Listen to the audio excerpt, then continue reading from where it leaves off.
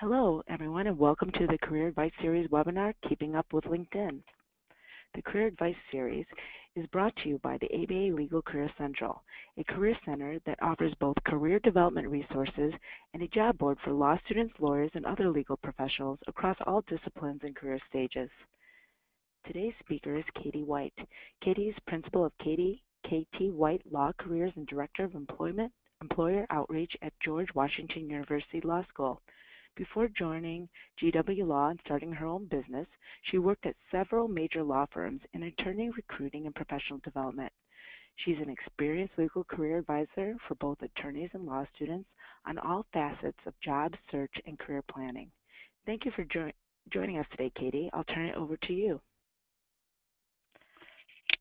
Thanks, Tracy. I'm really excited to have been invited by the ABA to do this talk today, and I wanted to welcome everyone. And before I start, I also wanted to thank those of you who sent your questions in advance. I always really appreciate getting an opportunity to hear a little bit from my potential audience, so I'm sure to direct the program to what you all are interested in hearing about. So, as this slide, our first slide says, I'm going to be addressing your questions, and I will stop periodically to see if we can answer some as they come up.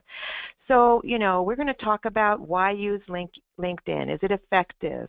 We're going to be talking about your profile and summary and, your presence on LinkedIn, ideas for networking and how best to use LinkedIn to network and also post articles or ideas or photos. Using LinkedIn as a marketing tool to market yourself, branding yourself. You may have heard this term. And also ideas about job search and using LinkedIn for business development and other things like that. Next slide. There we go. Thanks. Okay, so this is a description of LinkedIn that I pulled from Wikipedia, updated a little bit, but I just like people to see a little bit more about, what is LinkedIn really, when was it formed, et cetera, and you'll see that now there's over 530 million users internationally, all over.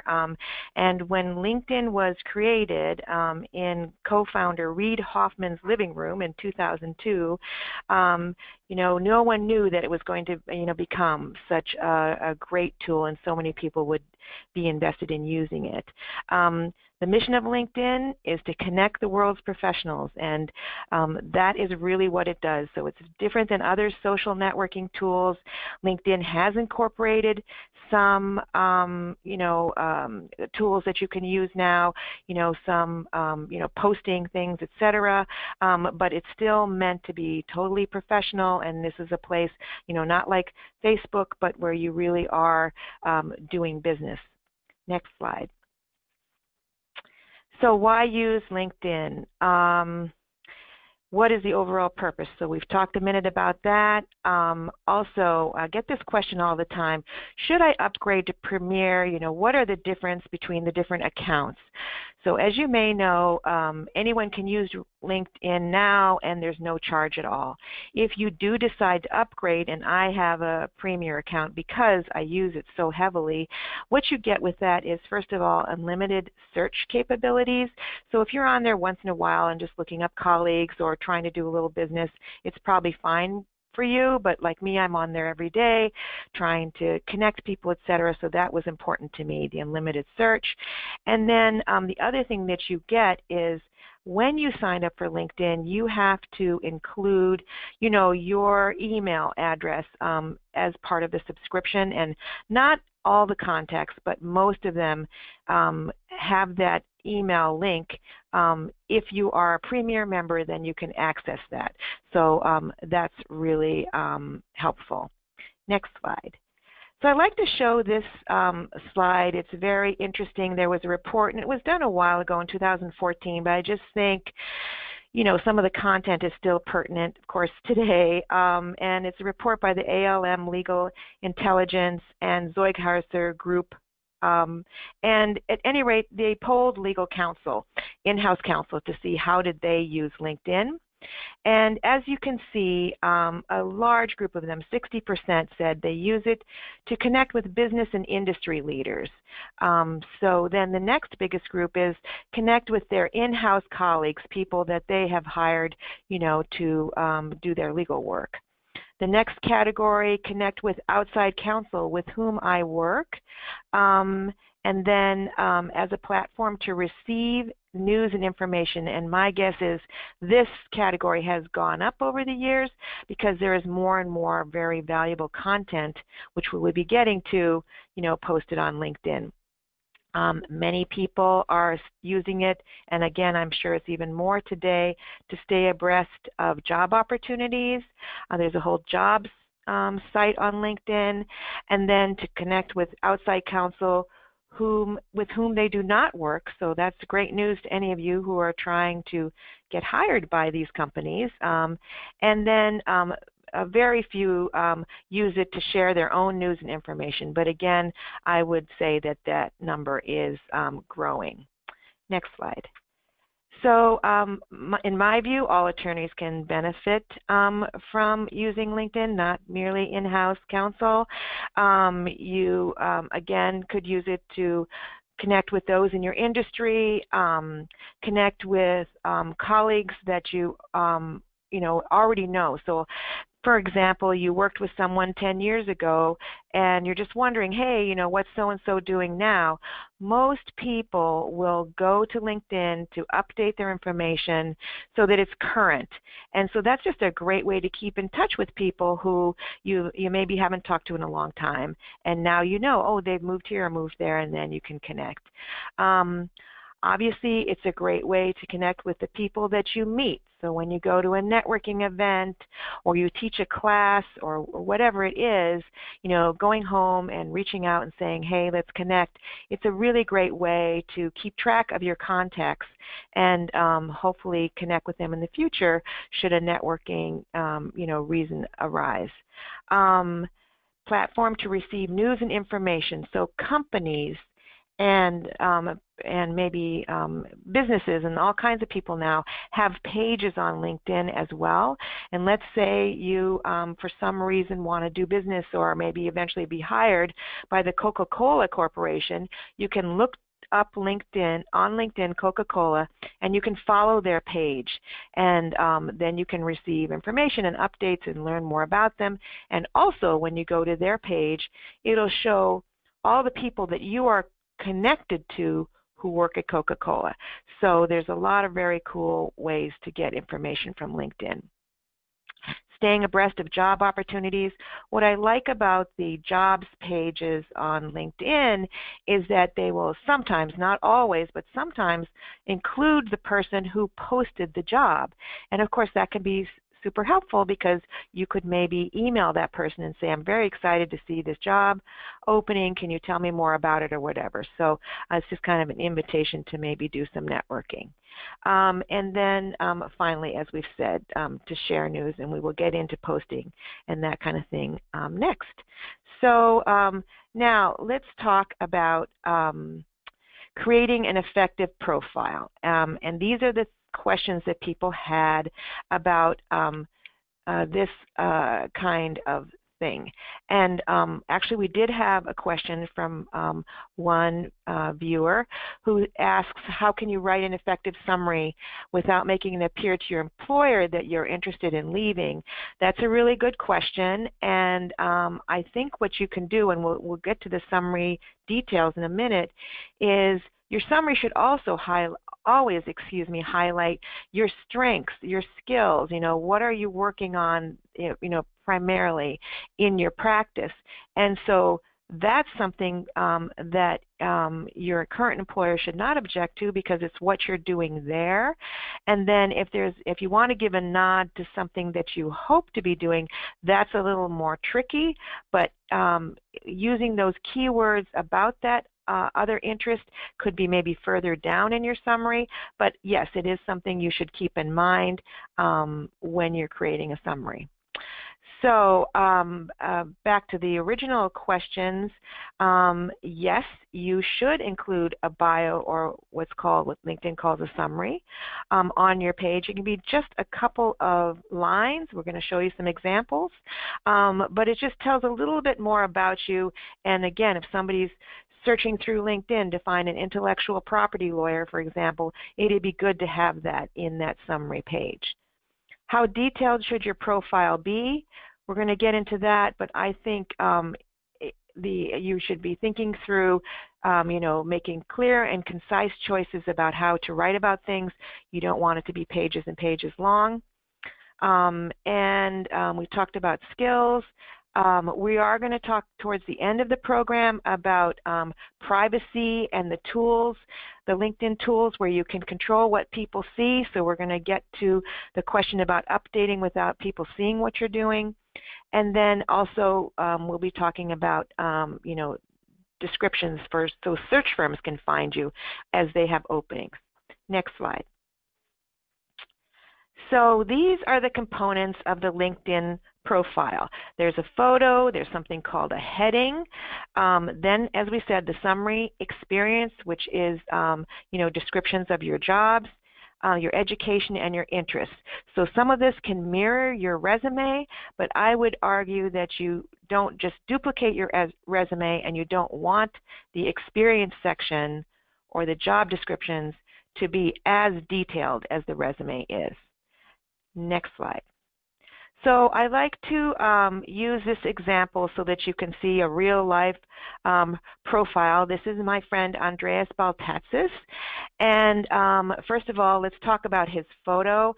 I think it's great. It's very professional. As you'll see, LinkedIn now uses kind of a smaller photo than they did before. So it's, head and shoulders. He's got a suit on. He's looking straight ahead at you. And that's the kind of photo you want. Professional, welcoming in. Some lawyers like to have a more serious look.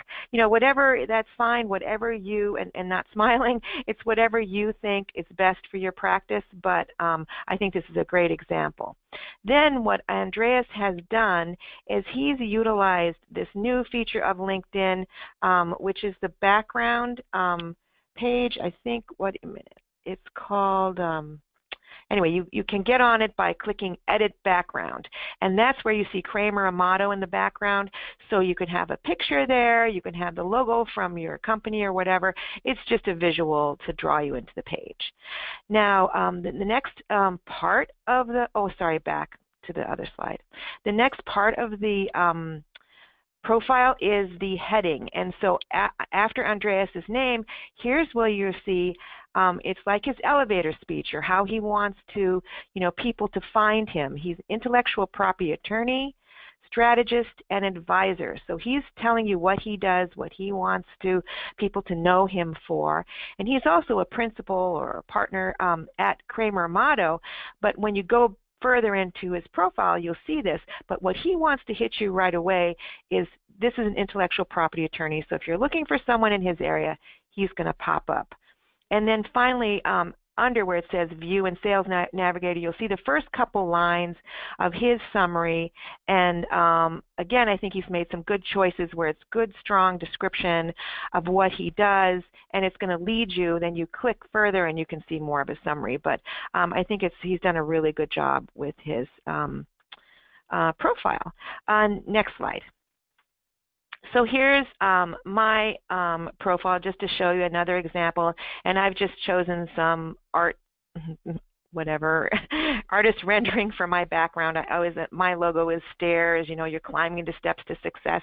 So anyways, that's just what I've chosen. But here you'll see I do use my actual title for GW Law School because I think it explains what I do here at GW. And then for my business, I want everyone to know that I'm an attorney career coach. So again, that's my heading, not my title. So I've got a little mix there of what you can do.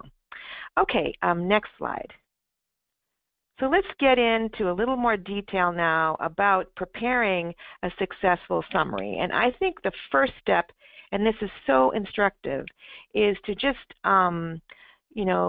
look through LinkedIn and search for people who do what you do. So and who do what you would like to do. So look at their summaries. How did they describe themselves? Look at their experience. What jobs have they had along the way to get them where they want to be? And especially those of you listening in today who are law students, this can be so helpful. Look back to see, when did they graduate from law school, and what were the jobs they had that led to their current job, or even during law school? Just gives you an idea. Your career, it takes many paths and is not always just the first job out of law school is what you're going to do forever. So anyway, I think this can give you ideas of what you want to talk about and see what others describe. Then I recommend making a list of your skills. Think about your accomplishments. What have you done? What are your strengths? And have those in mind when you write the summary. So just like Andreas, you can have a good heading or a good start to, this is what I can really do well, and I want people to know, so they will hire me as an attorney. Either the client will hire you, or of course if you're looking for a job. What makes you unique? Know your audience and your goals. So that goes back a little bit to that question we had. So remembering that your current job and people who work there can also look at you, but you do want to present as a professional and with experiences that would be helpful, and also to kind of sell, if you will, what you're doing now. Use active verbs and keywords, and format for easy reading. So we don't want, again, maybe use bullets or whatever you want to really make your summary stand out. Next slide. And then this is just something I use when I do a presentation in person, and we sit and actually write summaries, and so that's great. And this is just a little bit of what we said, so then, maybe when you look back later, hopefully on these slides, if this is going to help you with your summary, come to this slide and it'll get you started for writing and thinking about, what should you include in your summary, what accomplishments make you most proud, and is it relevant to your career, and then find a place on LinkedIn to include it.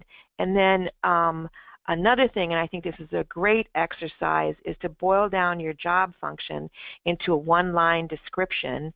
And P.S., this can also, of course, double as your elevator speech. So when you meet people, you might say, I'm a patent attorney in China, and I'm here now in the U.S., going to law school, and etc.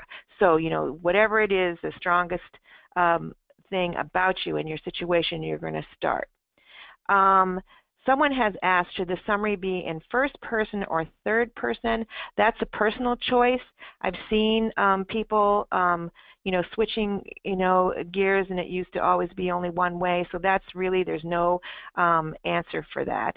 And then someone else asked, how far back to go in experience. So if you're a little more senior, how far back should you go? I always think the rule of thumb is, what experiences pertain to where you are now, or really pertain to where you want to be? So I recently worked with someone in my business who had been at PwC way back when she first kind of got out of law school. And then in later years, she took on a very high-level job, in-house. But I counseled that it would be great to include the PwC because it just shows some of her training along the way. So there's no specific answer about how many years. It just depends, what are you trying to promote here, and does that job add value to where you're going in the future?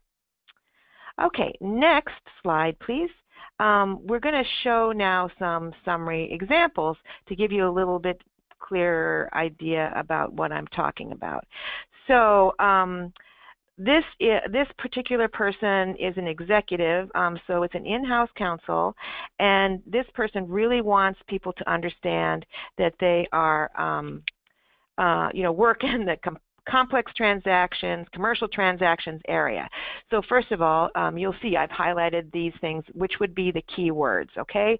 So whatever you do when you're done with your writing of your summary and your whole and also your job descriptions, just take a fresh look at it and think, hey, the work I really want to do is more in this area, whatever it is, environment or whatever, and make sure that that word is used and repeated several times throughout. And certainly if you've had a job where you did a multitude of things and working on environmental matters was way down on the list, you can still list it because it was something you did. You, of course, wouldn't list it as if it was the only thing, and you're always going to be totally honest. So if you're then having an interview and they say, oh, I see 2 jobs ago you also worked in environmental, you're going to be totally honest and say, yes, it was maybe 10% of my work at that point, but I was so excited to do that work, and that's why, as you can see, as I got more senior, I've done more of it. So anyway, just a word about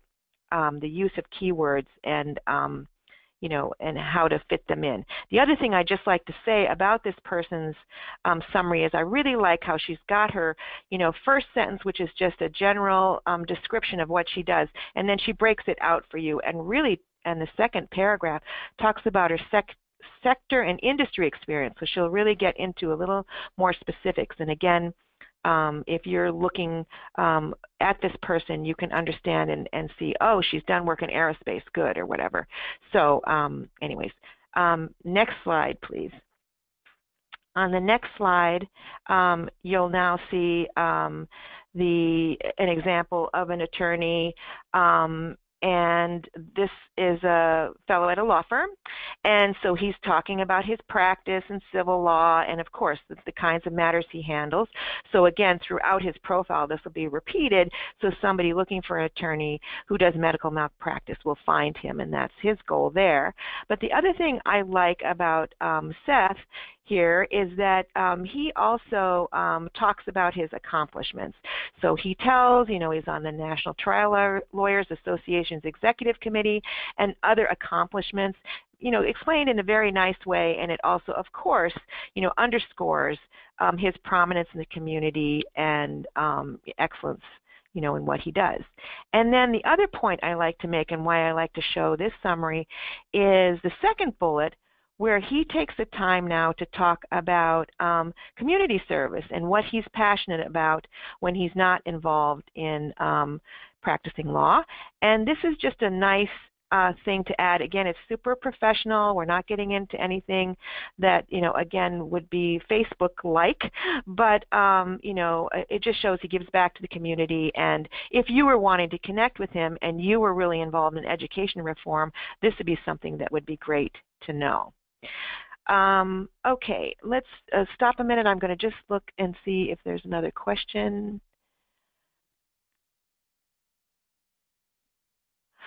Someone asked about transitioning to law as a new career. I think we'll take that question offline. Feel free to email me. But, basically we always have to figure out how to tie in what you've done before. So if you've had a lot of work or you have an education in finance and now you're, wanting to transition into being a lawyer at a firm or something, say, in the financial sector, that of course would be an easy way to make the tie. But yes, it can be a particular question. We'll table that for now. Okay, next slide.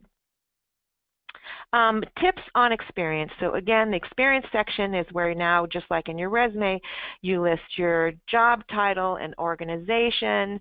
You're going to describe your work, again, using keywords. And again, you can lead with the work that you do that is the work that you like the best or hope to do more of in the future.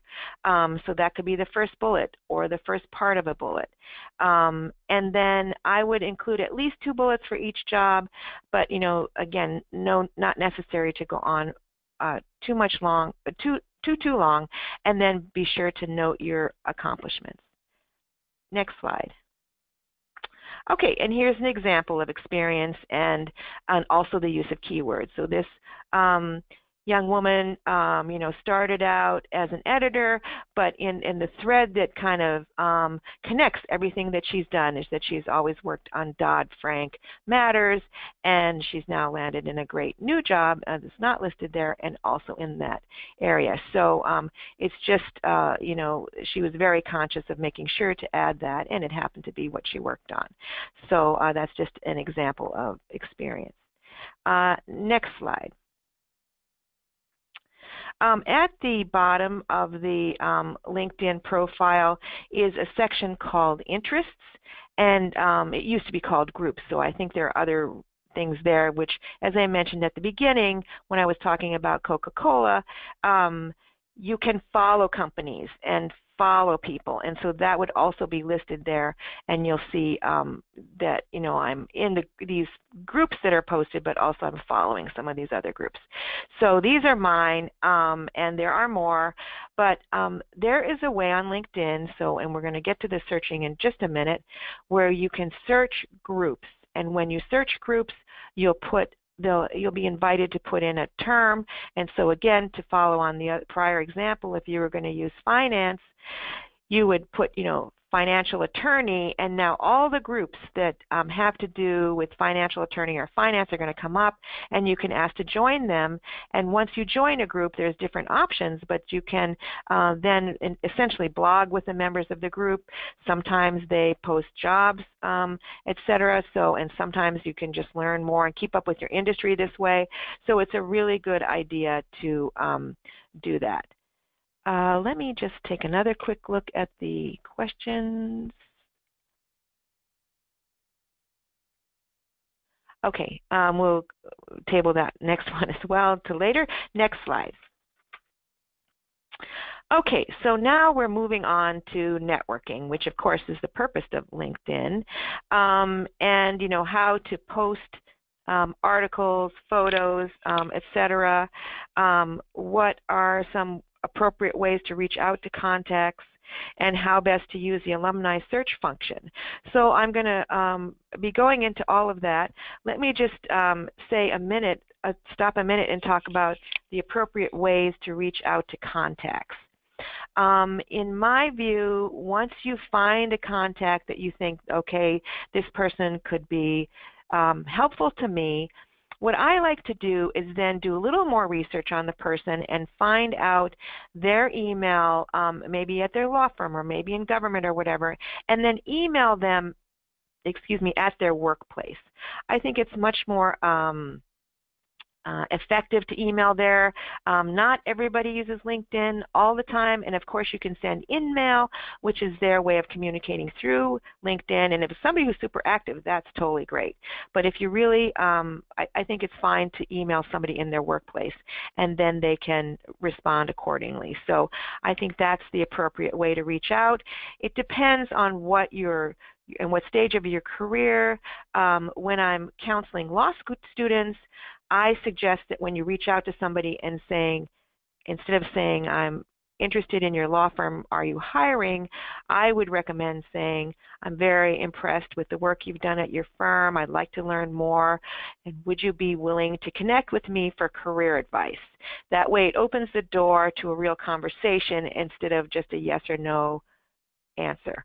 So, we can talk more on this if people have questions, but I think that's hopefully helpful. And then turn to the next slide, please. We're going to be reviewing how to do searches and how to use the alumni search in just a moment. So first here, this is a search you can do, and this is how to post content. So we're stepping back a minute to the profile. So let's say you've done a lot of writing for your work, and you want to post something on LinkedIn. When I hit my home page, or just hit on my profile, this is what I see. And at the top, you can see they're really promoting this, and they want people to share articles and different things for what they call their news feed. So right there, you can click on write an article. You can then, and it'll instruct you to upload an article you've written, and you can post it. The other thing you can do is, if you come across an article that you think, hey, people in my industry would be very interested to see this article, you can also post that. And again, a similar way to do it. You post it and then you put a comment. Found this article about real estate, property in Florida or whatever, and then thought it would be interesting to share. Now all of your contacts will get that in their feed, and they'll then decide whether they want to read it or not, and they may or may not comment, but it's a way to engage and to share information. You can do the same with images. You go to a conference or something and you want to share, or an alumni event, you can post that there, and even a video. So there's just various things that you can post, and email me if you'd like to have more ideas about how to do it, or if it's not working for you. Okay, next slide. Okay, so now we're getting a little more into the search tool. So upper left, where it says in the box, I've put in housing. So right now we're searching for content. So as I used in my example, maybe I'm interested in real estate or housing or whatever. So I just put in the search tool housing. And then the most important thing about this slide is to look across the top, right after where it says housing, and you'll see all the different categories where you can search. What I use primarily, it'll be the people search, but now you can see we're on the content tab, and so this is where multiple people and companies and all kinds of people have posted content that you might want to read. So I'm searching content. I want to see what there is about, going on in the real estate area, and this comes up. So just wanted to quickly show you that function. Next slide. Okay, so now concentrating a little more on networking, and then we'll be getting to the searching for the networking as well. So with LinkedIn, you can search contacts. These are the different groups, as I said. We're going to talk about how to refine your search. You can create connections, and we'll talk about that, and then organizing your contacts and coming up with a plan. Next slide. Okay, so now we're going to be talking about using the search tool for networking itself. So I'm starting with something, kind of simple. Let's say I want to find a finance attorney. So going back and, when you first open up LinkedIn, it'll say that, and I'll put in finance attorney. And then the next thing it comes up is this menu again, and I'm choosing people. So after I put finance attorney and people and no other parameters, for some reason it came up with 87 results. I got to think there's a lot more, but this is where somewhere in their profile it said finance and attorney, and anyway, so the search was 87 results. And then you'll see that this is someone who came up, and they're a second level contact. So let me just say a word before I move on to this, which is I was actually meeting with a student one time. She was from China, and she wanted to find out about the market and working in New York City. And as we were talking, I said, you know what, let's put in the name of your undergraduate institution in China and see what happens. So we put that name in there, and then as you'll see in the next slide when we get there, you can filter by location, and lo and behold, we found an attorney who is practicing law in New York who had gone to this student's undergrad institution in China, and she connected with that person who was so excited to meet her and talk and help her. So you just never know what you're going to find, and something like that where it's just so interesting that they both went to the same college and they both came to the U.S. and it was a great connection. So those are the kinds of things we're trying to create.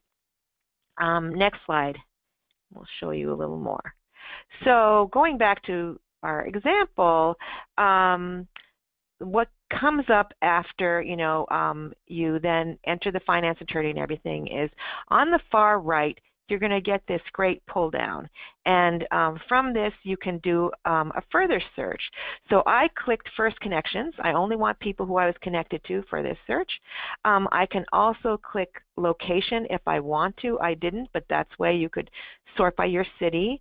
And then I also clicked School for schools, and I entered the George Washington University Law School. Now I have my list. And 5 results came up for the people who I'm connected to in the first degree, and then and if I unclick that, there were many, many more results because George Washington University Law School, people in the finance industry. But anyway, it's very cool, and these are ways you can fine-tune. And with any database, you know, sometimes you'll get a result and it'll be a little bit off the mark. So it's not, you know, 100% accurate, but it really does give you a good idea. The other thing I really like LinkedIn for is it just gives you an idea about what people do when they have this kind of background. So as you'll see, Evan Sheets is at a small firm, and I believe he used to be at the SEC. The next guy is also at a firm. He's in Boston at a firm, but you know, in a longer list, you might see people in government or in a small business or whatever, and it just gives you really a cool idea about all the different opportunities there are. Next slide. So as I said, the people that I identified in the prior slide were my first level connections, and just a quick word about that. So if I invite one of you to connect with me, then you would be my first connection. And so my friend Mark Weller here is a good example. And so when I just search his name, or if he comes up in a search that I do about his industry, I'll be reminded, oh yeah, Mark, and it's great, and I, you know, hadn't thought of him in that context and whatever, and we can network. So that's the first level connection. Once Mark and I are connected, all of his connections are now my second level connections.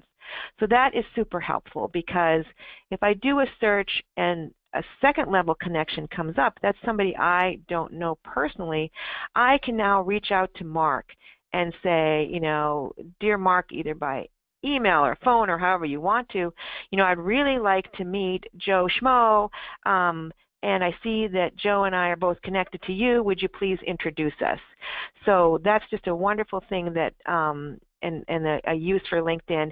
And if I were to scroll further down on Mark's profile, you would see how we are connected, and that's what you oh, I see, I'm sorry, it does. It says one mutual connection. So you can see who I'm connected to through Mark, but that's, anyway, the power of LinkedIn and how it works.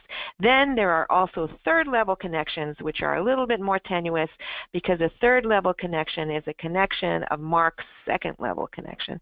And so that may or may not be useful, and it's kind of harder to get to because you have to go through more hoops. But again, depends on what you're looking for. It could be super helpful. Okay, someone asked, I'm going to stop just for a minute, and said, how do you find email if you don't have premium version? Okay, so you will just have to Google the person. So for instance, if you were looking for Mark Weller and you see his company, you could Google Mark, the name of the company, and email, maybe it comes up. And then if it doesn't, of course, you've just got to call the company and say, I'm trying to reach your assistant general counsel, Mark Weller, and then hopefully you can connect that way. And then also sometimes in the government it's hard to find someone. So, you know, if Google doesn't work and if LinkedIn only, you know, won't tell you that connection, you know, you'll just have to try other things. If they're an alum and so are you, maybe you can go to your alumni directory. But, you know, as I said, that's one thing that is a benefit of doing a premium. Okay, let's go to the next slide. All right, and so this is just about, you know, kind of getting started. So how do you build your network of connections? And what I recommend you do is whatever format you have, if you have Outlook or anything, where your connections are listed, you can go to LinkedIn, and then where it says connections, add connections, you know, it will allow you to upload your contacts list.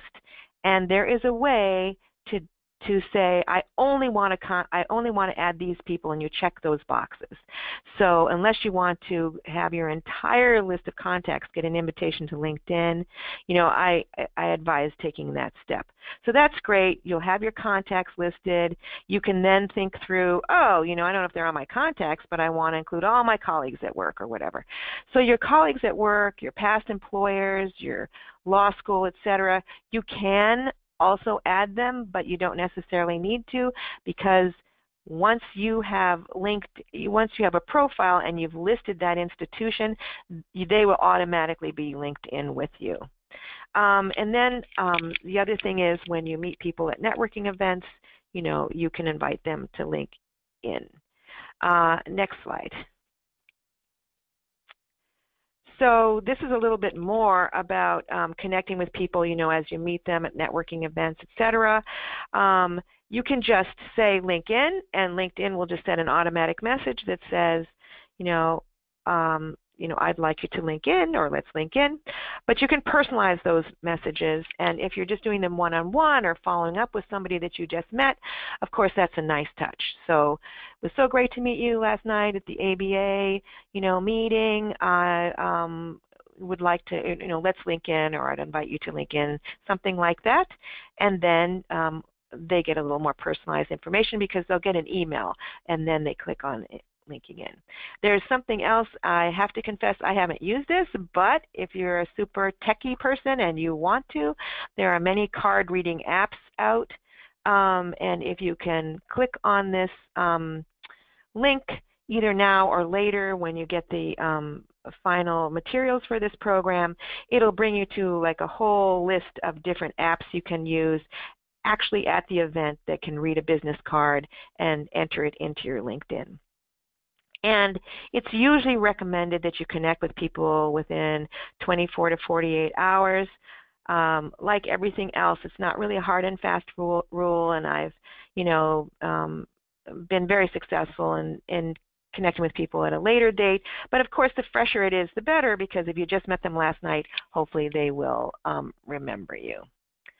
Okay, next slide. So these are just some thoughts about growing your online presence. So one way to do it is to post status updates. So this is not like on Facebook where it's like, Katie White is at the airport, but more substantive. So I'm attending a conference. I wanted to share this attached report because I think it is really useful for our industry, things like that. And especially if you're in this for business development, or you have your own business and you're trying to grow your clientele, thoughtful posts can be really helpful, and when people log in, that's the first thing they see on their profile. So, posting is a good idea. You can connect your connections using LinkedIn, which is also wonderful. Hey, I really thought the two of you should meet, and because you're both in the same industry or whatever. The sharing contact we talked about. And as you may notice, if you are on LinkedIn, they will send you emails to say, the following people have recently had, anniversaries or birthdays or whatever. And I think it's a great thing if you scroll that list and we'll send an email and say, hey, congratulations on, working at your firm for, a year or whatever. So it's just different ways that you can kind of be conscious of that. Let me go now and look just a minute back at some of the questions and see if there's something.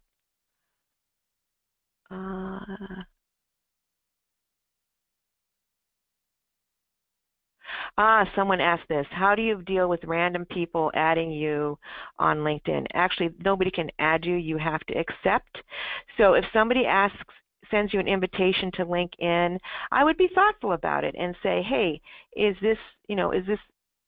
there any reason for us to do this? Could this be future business? Is this somebody I want to know? Because of what I do as a consultant and also at GW, like if somebody's connected to GW Law School, I just automatically link in because I'm happy to connect. But some people are very private about what they want. So you can always decline an invitation, and the person who sent it will never know. They'll just think it's still out there in the atmosphere somewhere. So don't worry about that. You do not have to link in, and I do get these too, some random people that have nothing to do with my industry or whatever, and so I just decline so it won't be cluttering up my inbox. But yes, you can. Should you connect with people you do not know and have never met? That's up to you. Again, if there is some reason for the connection and some benefit that you see, you can, and if not, I wouldn't do it. So yeah, okay, I think we're caught up to the questions. Okay, next slide, please. Okay, this is a very important part, and we always get a lot of people interested in this, and how can I control, my own LinkedIn profile. So to operate the controls, you go on the far right when you're in LinkedIn, on the far right of the toolbar, and you'll see this little picture of yourself. And if you click on that picture, what comes down, and you look on the far right of this slide, is a pull-down menu. And you will then can click on Settings and Privacy, and that's what I did to get to this slide that you see. And then instead of choosing Account on the left, I chose Privacy, and I chose Profile Privacy. So now you can go in and edit these various areas. So edit your public profile. So again, this just depends on what you do and how public you want to be. You can change your profile so it says very little, or again, in my case, I want people to know about my business, so I have a pretty full public profile. You can manage your status to show if you're active or not. You can manage who can see your connections. This has nothing to do with the first, second, third level that you see always in LinkedIn, but more who can see your entire list of contacts. So for me, I have that shut off because I don't see why somebody should need to see my full list. I'm happy to share them through the regular way, but anyway, etc. So, and then there are just various things that you can do with these settings. I think, and then if you go to the next slide, I can show some more. Right, what others see when you have viewed their profile. So again, we're in the same area, scrolling down more, and here's what people will see. So if I'm looking at your profile, this is what you see about me. It's the whole Megillah. The reason that I keep it like that, in addition to what I said earlier, is I'll give a little story. I was working with a student, and the student wanted to work in California, specifically Southern California, in litigation, and we were looking for small to medium law firms for him. So I did a search, and lo and behold, I found an alum. I probably put in litigation and then Los Angeles area, and then GW Law School. I found an alum at a small firm in Santa Monica. And I talked to the student and said, maybe you could try to connect with this person. Later that day, I got an email from that alum through LinkedIn who said, I saw that you were looking at my profile. I've been meaning to contact you. We have an opening for a summer associate job, and I've been wanting to hire a GW Law student. So it was great. It was like a win-win, and someone who was very savvy about LinkedIn contacted me. So to me, it's fine. But you can change your privacy mode so that people don't see who's looking at their profile. And so if you want to do that, no problem. And those are the different levels, as you'll see. Somebody from my alma mater, or it would just say anonymous LinkedIn member. So you can control that. And then there's another thing you can control, which is when you are making changes to LinkedIn, like just saying making updates or whatever, you can hide that so people would not see that while you're making the changes, and then unhide your profile so that people can see it again. So you can, if you want to, while you're making your changes to the profile. Let's see, we're getting towards the hour. I just want to be sure that we get let's see. Yeah, I got a couple questions about the next slide, so that's always rewarding. So next slide.